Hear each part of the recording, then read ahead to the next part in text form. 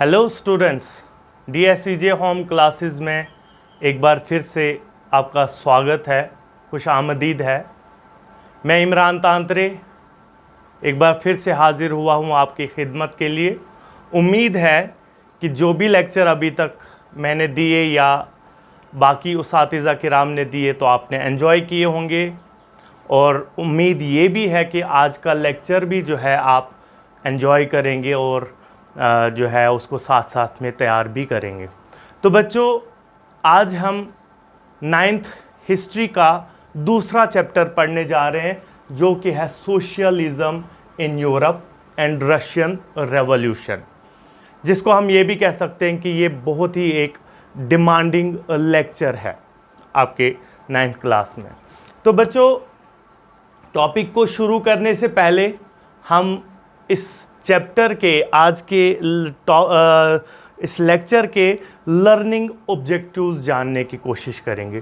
तो पहला learning objective जो होगा वो ये है कि आज के चैप्टर ख़त्म होने के बाद आप जो है सोशलिज़म के बारे में जान जाओगे, यानी कि सोशलिज़म क्या है, इसकी मीनिंग क्या है, उसके बारे में आपको पता चल जाएगा। दूसरी बात जो आज का लेक्चर ख़त्म होने के बाद आपको पता चलेगा वो ये होगा कि आपको ये पता चल जाएगा कि सोशलिज़म की गुड्स क्या हैं और बैड्स क्या हैं। यानी कि देखिए, हर चीज़ के दो एस्पेक्ट्स होते हैं, दो पहलू होते हैं, कुछ अच्छाइयाँ होती हैं और कुछ बुराइयाँ भी होती हैं। तो वही जो है आज का लेक्चर पढ़ने के बाद आपको पता चल जाएगा कि सोशलिज़म में अच्छा क्या है और बुरा क्या है। और तीसरी बात जो आपको आज लेक्चर ख़त्म होने के बाद पता चल जाएगा, जो आप समझ पाओगे, वो होगा यूरोप की इंडस्ट्रियल सोसाइटी के बारे में। यानी कि इंडस्ट्रियल रेवोल्यूशन जब हुआ यूरोप में तो उसके क्या इम्पैक्ट्स रहे यूरोपियन सोसाइटी में, यानी कि उसके गुड्स और बैड्स जो है हमको पता चल जाएगा। तो बच्चों देखो, मैंने जब पहला लेक्चर लिया था मैंने तब भी आपको बोला था कि पहले हमें टॉपिक को अंडरस्टैंड करना जो है हमारे लिए जो है एक किस्म का फ़र्ज़ हो जाता है। तो ये जो टॉपिक है अगर हम देखें तो ये socialism in Europe and Russian revolution, हम रशियन रेवोल्यूशन को थोड़ा सा साइड पे कर लेंगे और हम ये जानने की करेंगे सोशलिज़म क्या है। यूरोप तो आपको पता ही होगा कि यूरोप एक कॉन्टिनेंट है, ठीक है। अब सोशलिज़म को हम जो है पहले जानने की कोशिश करेंगे कि ये सोशलिज़म क्या है।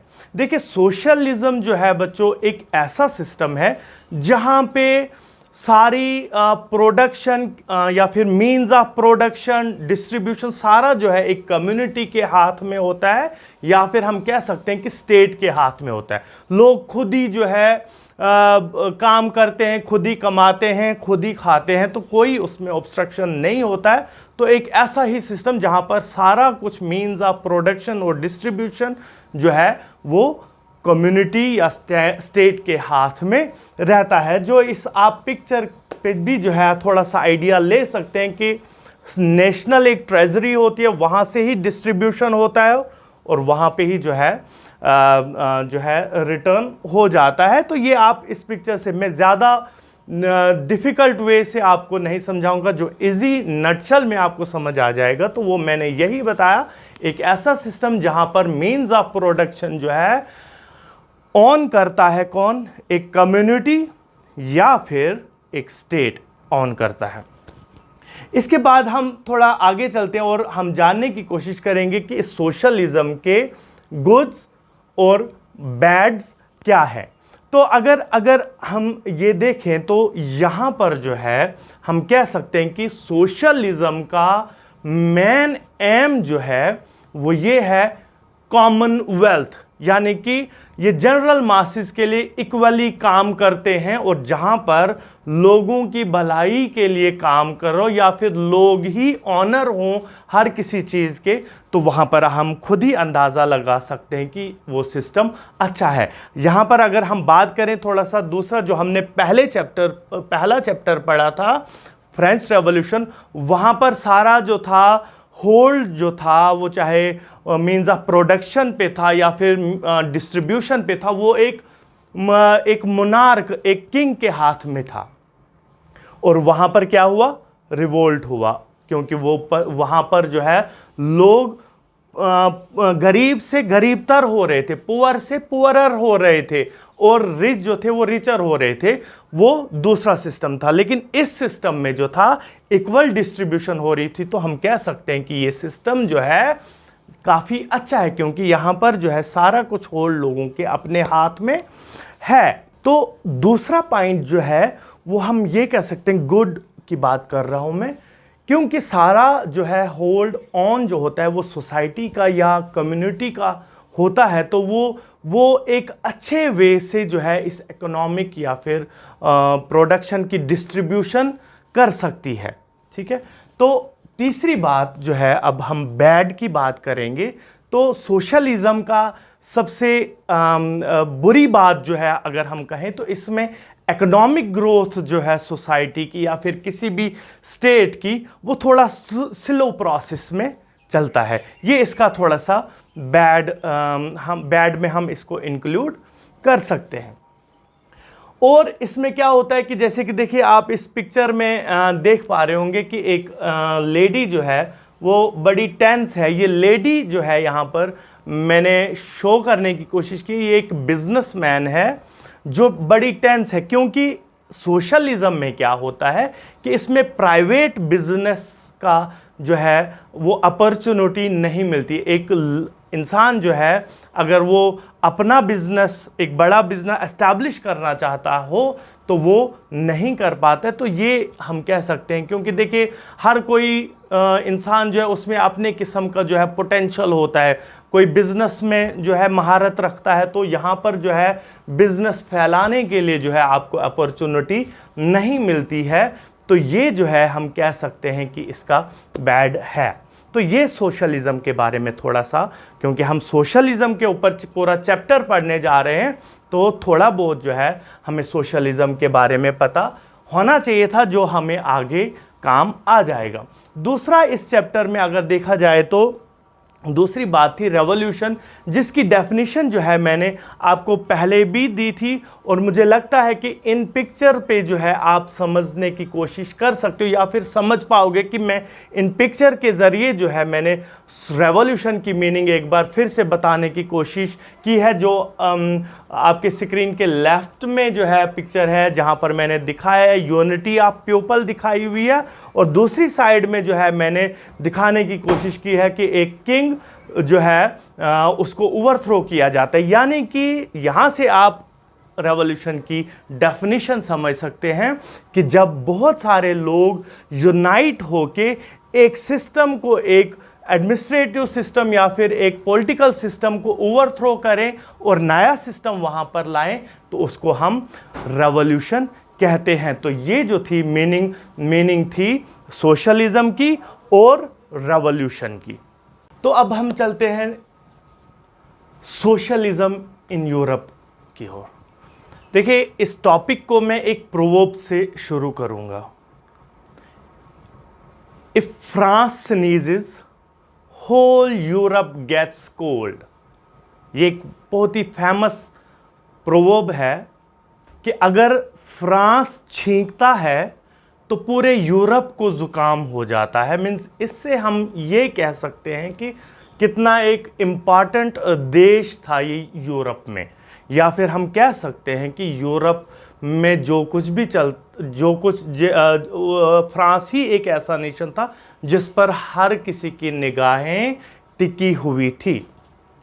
तो अब इस प्रोवर्ब को के जहन में रख के हम टॉपिक की ओर चलते हैं। देखिए, जब फ्रांस में रेवोल्यूशन हुआ तो उससे जो है यूरोप के बाकी सारे कंट्रीज़ को जो है एक रास्ता सा मिल गया कि उनकी सोसाइटी कैसी होनी चाहिए। क्योंकि देखिए, फ्रांस में जब एजुकेशन प्रिवेल हुई तो एजुकेशनिस्ट का जो है साथ मिला पीजेंट्स को, तो उनका रेवोल्यूशन सक्सेसफुल रहा। तो उसी तरीके से एजुकेशन अब पूरे यूरोप में फ्रांस के रेवोल्यूशन के बाद जो है आम सी हो गई। तो जिससे जो है लोगों को एक मीन्स आइडियाज़ सा मिलने लगा कि उनकी सोसाइटी कैसी होनी चाहिए। तो ये, और दूसरी बात जो है फ्रांस के रेवोल्यूशन से क्या मिला बाकी यूरोपियन मुल्कों को? वो था वोट। यानी कि पहले जो था ये वोटिंग सिस्टम लोगों को पता ही नहीं था। राजा एक था, उसका कल वो मर जाता तो उसका लड़का जो है वहाँ का भागदौड़ संभाल लेता, उसके बाद उसका लड़का, तो ये इस हिसाब से सोसाइटी चल रही थी। लेकिन फ्रांस के रेवोल्यूशन के बाद जो है हम कह सकते हैं कि यूरोप में आइडियाज़ आने लगे लोगों के पास कि उनकी सोसाइटी कैसी होनी चाहिए। तो हम कह सकते हैं कि फ्रांस के रेवोल्यूशन का एक बहुत बड़ा इम्पैक्ट रहा पूरी यूरोपियन सोसाइटी में। लोगों के पास एक आइडियाज़ आने लगे। तो वो आइडियाज़ जो है अगर हम देखें तो वो 3 तरह के लोगों में हम कह सकते हैं कि उन आइडियाज़ की बिना पर यूरोप की पूरी सोसाइटी जो है 3 आइडियोलॉजिकल ग्रुप्स में बट गई। एक था लिबरल, दूसरा था रेडिकल्स और तीसरा था कंजर्वेटिव्स। तो ये 3 आइडियोलॉजिकल ग्रुप्स में जो है पूरे यूरोप की सोसाइटी जो है हम कह सकते हैं बट गई। तो सबसे पहला जो है इसमें लिबरल्स आ गया। तो लिबरल्स में मोस्टली जो थे यूरोप के मिडिल क्लास लोग थे। अब उनका क्या क्या मानना था? वो एक ऐसा नेशन चाहते थे जहां पर वो रिलीजियस टॉलरेंस चाहते थे, यानी कि एक ऐसा मुल्क जहां पर हर किसी रिलीजन को इक्वालिटी मिले, या फिर हम कह सकते हैं कि इक्वल रिस्पेक्ट मिले। जैसा कि हमारे मुल्क में आप देखिए राइट टू रिलीजन जो है, या फिर प्रोपागेट एनी रिलीजन, जो हमारा फंडामेंटल राइट है, वही फिलॉसफी जो थी लिबरल्स की बनी वहां पर। कहां पे? यूरोप में। वो एक ऐसा मुल्क चाहते थे जहां पर हर कोई जो है हर किसी रिलीजन का इंसान रह सके, हर कोई इंसान जो है जो कोई रिलीजन वो प्रोफेस या प्रोपागेट करना चाहता हो तो वो रह सकता है। तो दूसरा जो वो चाहते थे, दूसरा पॉइंट जो लिबरल चाहते थे, वो एक ऐसा मुल्क चाहते थे, वो एक ऐसा नेशन चाहते थे जहां पर उन्होंने कहा कि मोनार्कियल सिस्टम नहीं हो, यानी कि एक ऐसा सिस्टम जहां पर लोगों की ही चले। या मोनार्की को उन्होंने नो कह दिया, यानी कि हमें ये मोनार्की, हमें जो मुल्क चाहिए, हमारे हिसाब से जो मुल्क होना चाहिए, कोई भी नेशन होना चाहिए, उसमें मोनार्की को बिग नो है। ठीक है। उसके बाद जो है जो हम कह सकते हैं कि नेगेटिव जो था इनका, वो था नो एडल्ट फ्रेंचाइज। मीन्स वो एडल्ट फ्रेंचाइज पे बिलीव नहीं करते थे। यानी एडल्ट फ्रेंचाइज यानी कि हर कोई इंसान जो है वोट दे सकता है, ऐसी जो है उनकी फिलॉसफी नहीं थी। वो एक ऐसा मुल्क चाहते थे जहां पर सिर्फ वो लोग वोट दें जिनके पास प्रॉपर्टी हो, जिनके पास प्रॉपर्टी नहीं उनके पास वोट नहीं होना चाहिए। तो ये जो है हम कह सकते हैं लिबरल्स का थोड़ा सा नेगेटिव पॉइंट था। नहीं तो अगर हम ऊपर के 2 पॉइंट्स देखें, रिलीजियस टॉलरेंस या फिर हम कहें नो टू मोनार्की, ये बहुत ही अच्छा एक स्टेप था उनका। दूसरी अगर हम बात करें तो वो है रेडिकल्स। रेडिकल्स में जनरली कौन लोग थे? जो पीजेंट क्लास थी, या फिर हम कह सकते हैं कि पुअर क्लास थी, वो इस ग्रुप में आते हैं, रेडिकल्स ग्रुप में आते थे। उनको पता था कि अगर मोनार्की आई तो उन्होंने क्या क्या झेलना है। तो उनका जो मेन पॉइंट था वो एक ऐसा नेशन चाहते थे जिसमें एडल्ट फ्रेंचाइज हो, यानी कि हर किसी इंसान को जो भी इस सोसाइटी में रहता हो, भले एज लिमिट हो, जैसे हमारे हिंदुस्तान में इस टाइम 18 साल की उम्र है। फ्रांस में रेवोल्यूशन के बाद जो है पहले 25 थी, या फिर उसके बाद 21 पे वो पहुंचा दी गई। उसी हिसाब से ये भी चाहते थे कि एज लिमिट एक सिलेक्ट हो, चाहे वो 18 हो या 21 हो। वो चाहते थे कि एज लिमिट हो, लेकिन हो सबका, चाहे वो वुमेन हूं, चाहे वो पुअर हूं, चाहे वो मिडिल क्लास हूं, चाहे वो रिच हूं, तो वोट देने का हक जो है हर किसी को मिलना चाहिए। तो उन्होंने ही जो है वहां पर ये सफरागेट मूवमेंट चलाई, यानी कि एक ऐसी मूवमेंट, ये सफरागेट मूवमेंट हम ऐसी मूवमेंट को बोलते हैं जहां पर वुमेन राइट्स के लिए लड़ा जाता है और वुमेन को राइट्स दिए जाते थे, क्योंकि वो एडल्ट फ्रेंचाइज पे बिलीव करते थे। वो इसलिए इस पे बिलीव, क्योंकि इस रेडिकल ग्रुप में अगर देखिए मैंने लिख के रखा हुआ है, इसमें कौन थे, जो पुअर क्लास थी रेडिकल्स में।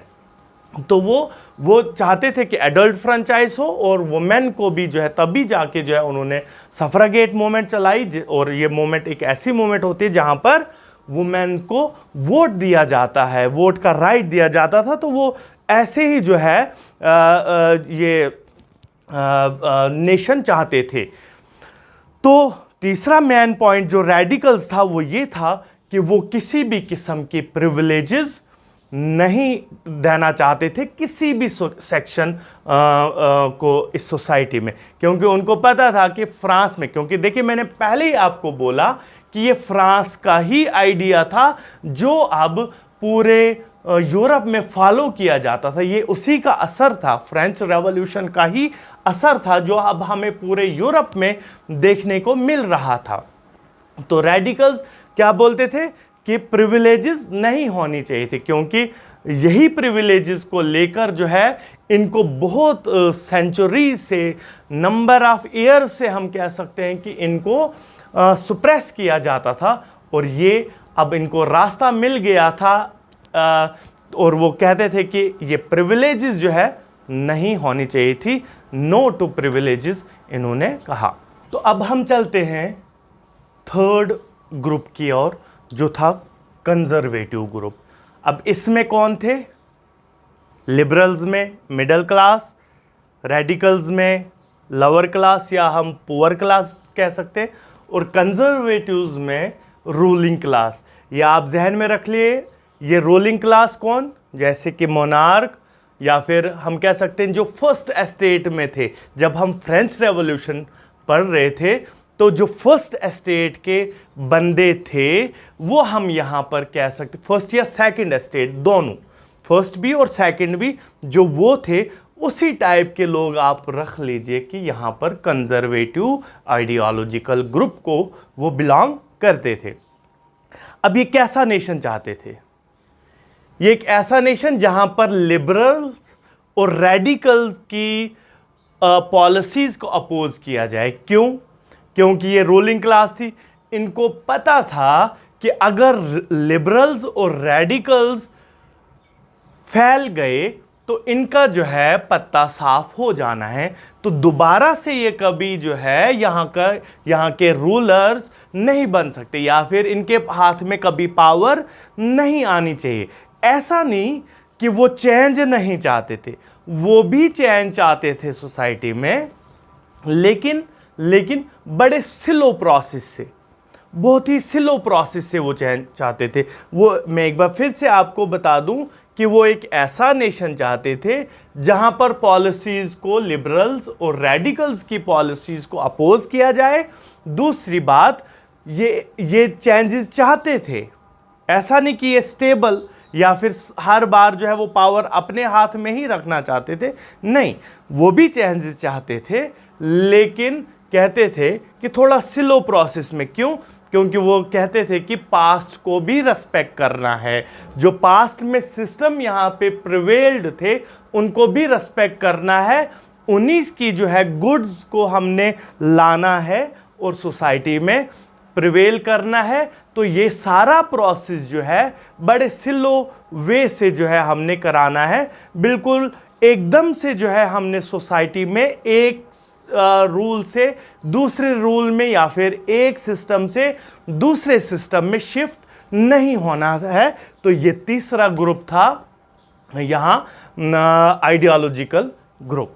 तो ये तीन ग्रुप्स में जो है फ्रेंच ये यूरोपियन सोसाइटी जो थी वो बटी हुई थी। फिर सडनली क्या होता है यूरोप में कि वहाँ पर इंडस्ट्रियल रेवोल्यूशन हो जाता है। इंडस्ट्रीज एंड सोशल चेंज की ओर अब हम चलते हैं। यूरोप में क्या होता है कि सडन जो है इंडस्ट्रियल रेवोल्यूशन होता है, और ये होता कब है, 19th सेंचुरी में। अब ये इंडस्ट्रियल रेवोल्यूशन जब होता है तो क्या वहाँ पर नई नई फैक्ट्रीज़ जो है वो डेवलप होती हैं, फैक्ट्रीज़ बनती हैं, मीन्स बहुत सा किस्म की फैक्ट्रीज़ बनी यूरोप में, रेलवेज़ बनी।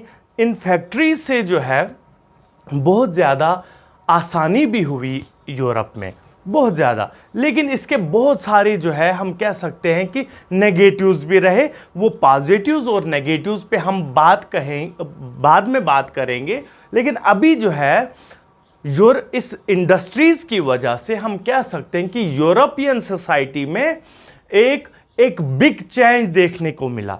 क्यों? क्योंकि जहाँ पे फैक्ट्रीज बनी वहाँ पर माइग्रेशन हुई, यानी कि लोग आउटस्कर्ट से, कंट्री साइड से जो है शिफ्ट होकर आए कहाँ पर, सिटी एरियाज में। तो वहाँ पर सारा जो है सिस्टम हम कह सकते हैं कि एकदम से चेंज हो गया। जो वहाँ पर सिस्टम डेवलप हो रहा था, अब वो इंडस्ट्रीज़ की वजह से, इंडस्ट्रियल रेवोल्यूशन की वजह से वो सारा जो है चेंज हुआ और एक नया सिस्टम जो है, एक नए सिस्टम ने वहाँ पर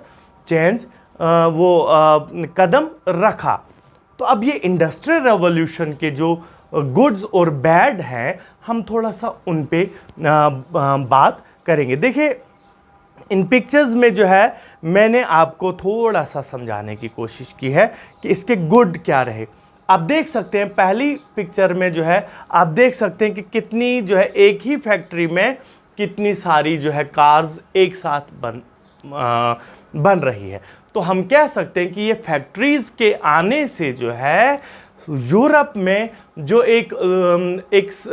हम कह सकते हैं कि प्रोडक्शन का काल पड़ा हुआ था, वो एकदम से जो है इंक्रीज हो गई। यानी कि प्रोडक्शन जो है ज़्यादा से ज़्यादा वहाँ पर होने लगी। जो डिमांड थी, देखिए जब हम फ्रेंच रेवोल्यूशन पढ़ रहे थे तो हमने देखा था कि वहाँ पर रेवोल्यूशन का एक पॉइंट ये भी था कि क्यों रेवोल्यूशन हुआ, क्योंकि वहाँ पर डिमांड ज़्यादा हो गई थी और प्रोडक्शन कम हुई थी। लेकिन यहाँ पर हम देख रहे हैं कि अब प्रोडक्शन इंडस्ट्रीज़ की वजह से डे बाय डे जो है ग्रो करने लगी, जो एक बेनिफिट था आम जनता को या फिर वहाँ के लोगों को। प्रोडक्शन ज़्यादा हुई तो इससे कस्टमर्स को, कंज्यूमर्स को एक बहुत बड़ा फ़ायदा हुआ कि क्या हुआ कि वहाँ पर जो है चीज़ों के रेट्स कम हुए। हमने पिछले चैप्टर में देखा था कि रेट्स जो है काफ़ी हाई हो गए थे। क्यों?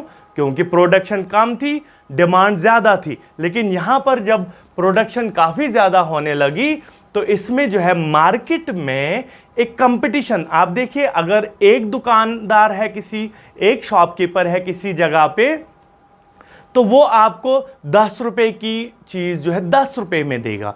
लेकिन उसी के बदले में अगर वहाँ पर 2 दुकानें होंगी तो अब कस्टमर बढ़ाने के लिए, ग्राहक बढ़ाने के लिए जो है वो बोलेगा कि अगर मैं इनको 10 की चीज़ 10 में दूंगा तो ये शायद दूसरे बंदे के पास जाएंगे, वो शायद इनको 10 रुपए की चीज़ 9 रुपए में, और कंज्यूमर जाएगा भी उसी के पास जो उसको थोड़ा कम रेट में देगा।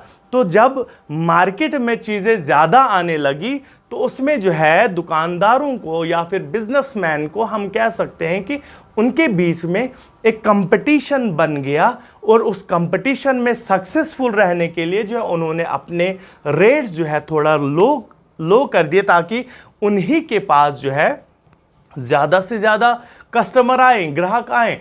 तो इसका फ़ायदा जो है हम कह सकते हैं कि एक आम इंसान को हुआ, क्योंकि उसको कम रेट्स में चीज़ें मिलने लगी। और इसमें जो है ये दूसरी पिक्चर जो आप इधर देख पा रहे हैं कि कैसे जो है लोग कंफ्यूज हैं, यानी कि अब चीज़ें इतनी ज़्यादा आने लगी मार्केट में कि लोग कंफ्यूज होने लगे। यानी कि एक ही चीज़ के डिफरेंट ब्रांड्स आपके पास आने लगे, जिसकी वजह से जो है कंज्यूमर कंफ्यूज होने लगा कि मैं कौन सी चीज़ खरीदूं।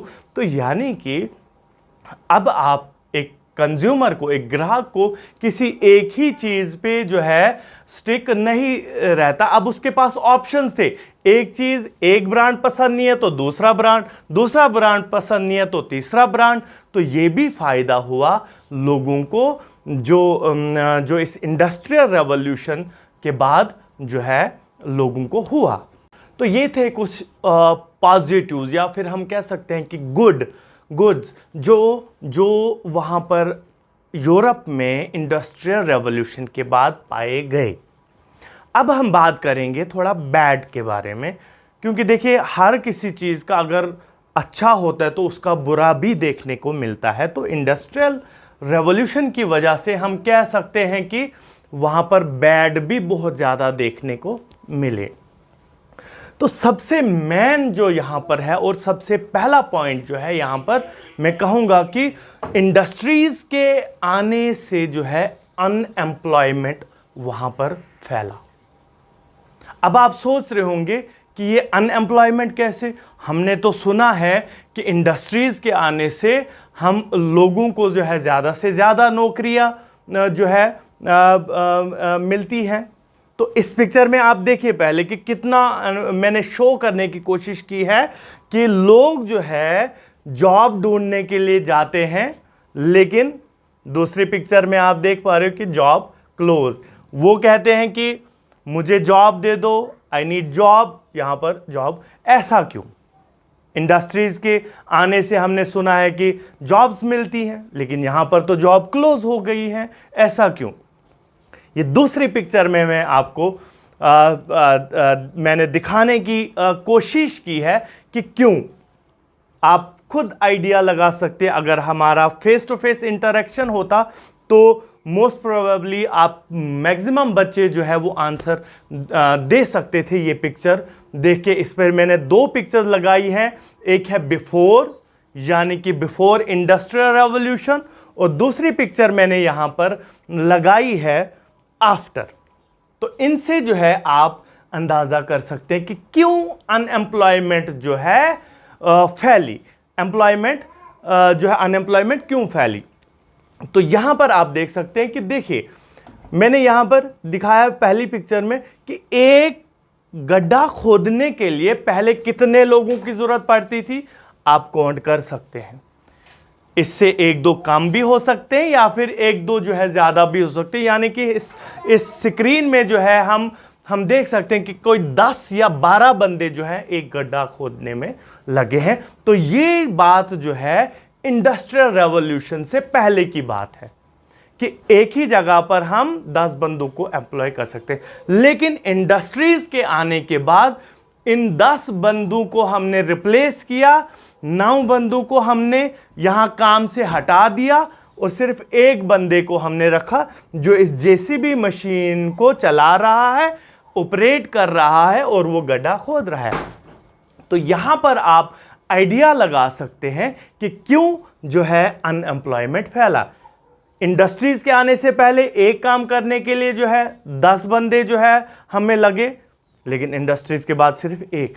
तो इसके अलावा भी बहुत सारे जो है बैड्स हमें देखने को मिलेंगे यूरोपियन सोसाइटी में, लेकिन वो हम पढ़ेंगे अगले सेशन में। तो बच्चों यहाँ पे जो है आज का सेशन हमारा ख़त्म होता है। तो एक शॉर्टकट में जो है मैं एक जो है रिकैप्सुलेट करूँगा जो आज हमने पढ़ा। तो बच्चों सबसे पहले आज हमने पढ़ा कि सोशलिज़म क्या है, फिर हमने पढ़ा कि रेवोल्यूशन क्या होता है, हमने आज ये भी पढ़ा कि फ्रेंच रेवोल्यूशन का जो है हमारी यहाँ सोसाइटी पे, यूरोपियन सोसाइटी पे क्या इम्पैक्ट्स पड़े, चाहे वो पॉजिटिव्स थे या फिर नेगेटिव्स थे, या फिर वहाँ वो उन इम्पैक्ट्स की वजह से जो है हम जो यूरोप की सोसाइटी थी वो 3 आइडियोलॉजिकल ग्रुप्स में बट गई। जैसे कि लिबरल्स जो एक ऐसा नेशन चाहते थे जहाँ पर रिलीजियस टॉलरेंस हो, नो टू मोनार्की उन्होंने कहा, या फिर नो टू एडल्ट फ्रेंचाइज कहा। फिर दूसरा ग्रुप जो आइडियोलॉजिकल ग्रुप था वो था रेडिकल्स का, जो जिनमें पुअर पीपल्स थे जो एडल्ट फ्रेंचाइज चाहते थे, यानी कि जहाँ पर हर किसी को वोट देने का हक मिले और वो प्रिविलेजेस को एबॉलिश करना चाहते थे, एक ऐसा देश चाहते थे। फिर आगे कंजर्वेटिव्स जिनको हम कह सकते हैं कि वो लोग थे जो रूलिंग क्लास को बिलोंग करते थे, जो चाहते थे कि एक ऐसा नेशन हो जहाँ पर लिबरल्स और रेडिकल्स की फ़िलासफ़ीज़ को अपोज़ किया जाए। फिर हमने इंडस्ट्रियल रेवोल्यूशन के बारे में पढ़ा कि उसके क्या इम्पैक्ट्स रहे यहाँ पर यूरोपियन सोसाइटी में। उसके हमने पॉजिटिव्स पढ़े और एक हमने उसका नेगेटिव भी पढ़ा, और इसी नेगेटिव वाले सेक्शन को हम अगले सेशन में आगे चलाएंगे। तब तक के लिए शुक्रिया।